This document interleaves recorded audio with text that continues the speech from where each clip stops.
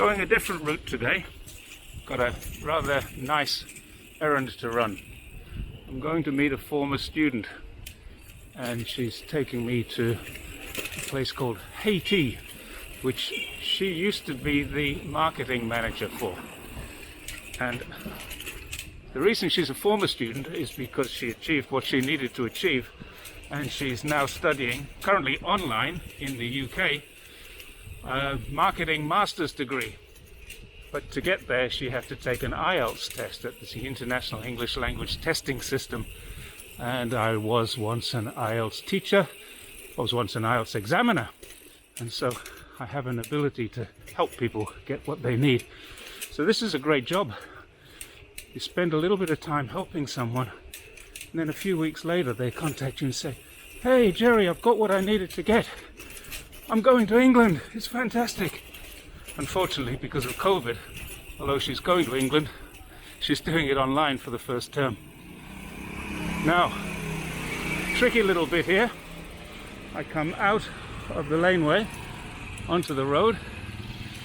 This road's a funny one. It's not a one-way street, but it sure looks like it. Everybody comes the wrong way down this road. And in effect, it is a one-way street for everything, believe it or not, except buses. There's no bus on this path at the moment. So what they do in this country is very strange.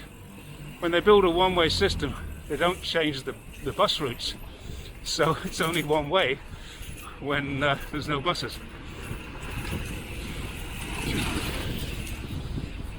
So I would normally, if I was in a bit of a hurry, turn left here, but that's actually no entry. Almost everybody on bikes does, and that guy is going to do it. But I'm going to go across here. The road's being ripped up for resurfacing. And this one isn't a one-way street either. But look what they've done in the road.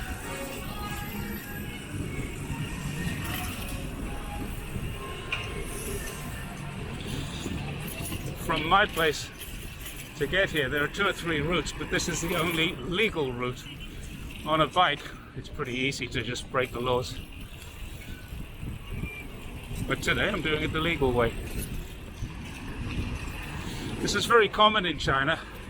When they do roadworks, they make no provisions. So what I'm going to do here is a sneaky little thing, because there's a bus coming along there. I'm going to go up this laneway.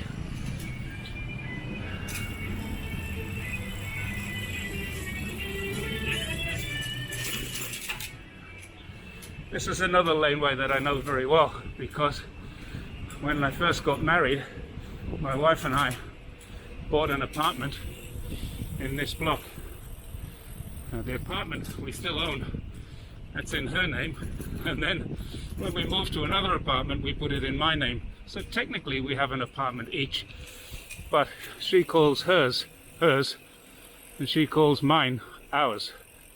Never quite got to work that one out, but seems like I'm out of pocket.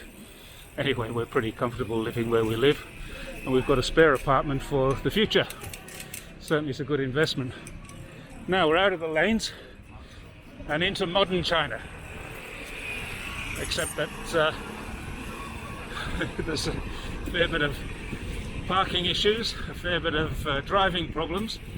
Nobody seems to give way to anyone, but believe it or not, there are rules. Many people get upset with the thing called the rule of first right. So I crossed a junction there. Had there been a car coming out, he wouldn't have stopped for me, he would have just come out. Now, as an Englishman or an Australian, I'd probably throw something at him, like a punch, and say, "You're an idiot," or worse. But in fact, he's actually abiding by the law.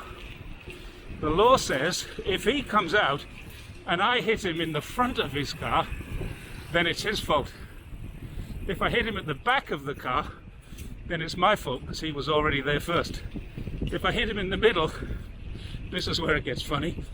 The police come along, you have a bit of an argument with the police, and finally they decide whose fault it was, and usually they say it's 50-50, and that's all you get. That's 50-50. You're paying half, the other guy pays the other half.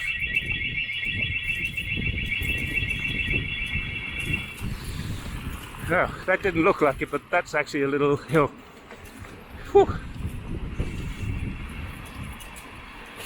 Back on the flat now. Just get my breath back. I love the buildings in this street. This is one of my favorites. Really looks nice. Very, very old style. But on the ground floor, interesting. Lots of modern shops. Hairdressers, tea shops. The street that we're turning into right now, just about to when this car goes past me, is a one-way street. And believe this or not, I'm going the right way. This is my one-way street. Always cars coming down. Now have a look at this, a tea shop, a tea shop, a tea shop, a tea shop. Oh. There's another tea shop and another tea shop. There's a fruit shop, no shortage of fruit in this country. And some Guangdong meats. Another tea shop. There's no footpath, so you'll always get people walking down the street. Just part and parcel. Tea shop, restaurant. Oh, wow. Tea shop, restaurant. Bakery, coffee shop. That's actually a good coffee shop too. We used to use that a lot because there's a nice balcony you can sit outside. Don't use it so much now because I live a little further away.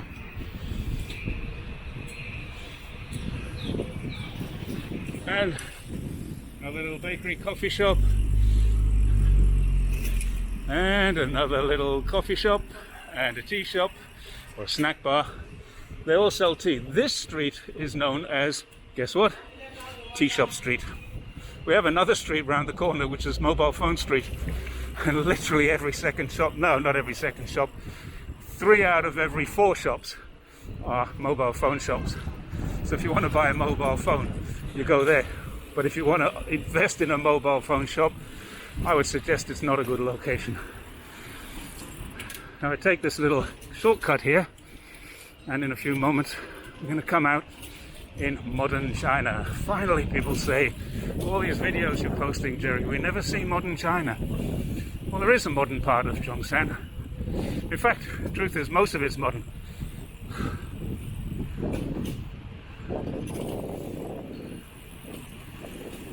I also used to live in this area, but when I lived here, I was on the top floor of a 19-story block.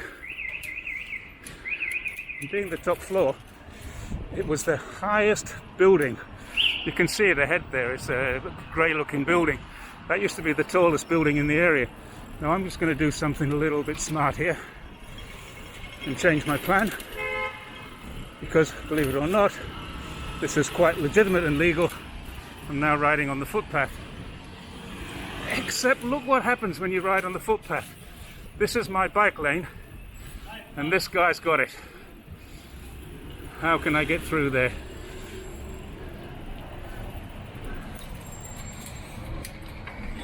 Thanks, buddy. He missed my sarcasm. There's another one parked there. And then look at this. Watch these people get off the bus. They get off the bus, never look. This one did look straight onto my bike path. Look, beep, beep. Hey! See what happens. My oi is very useful.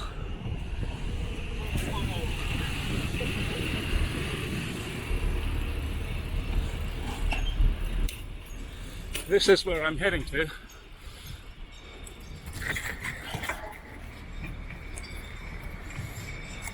Might have to cut a little bit out there.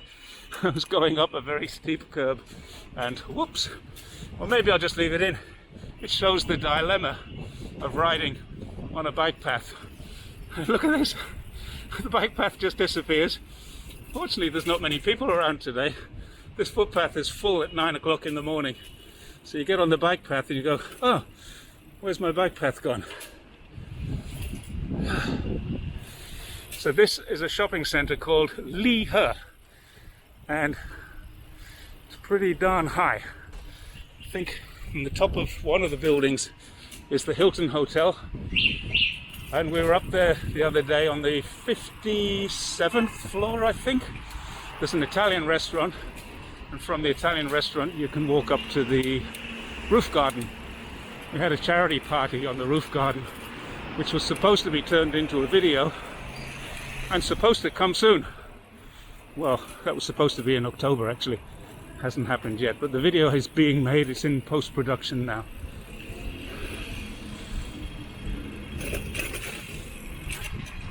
And this is good because I have the lights. In theory, I should be there.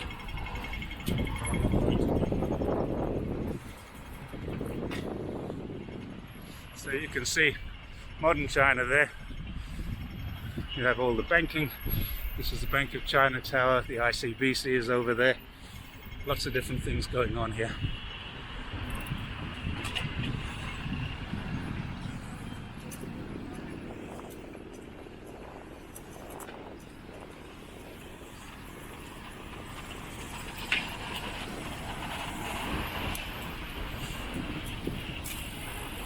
So you can see that we've got all of these: Uniqlo, H&M, Innisfree, Pacific Coffee.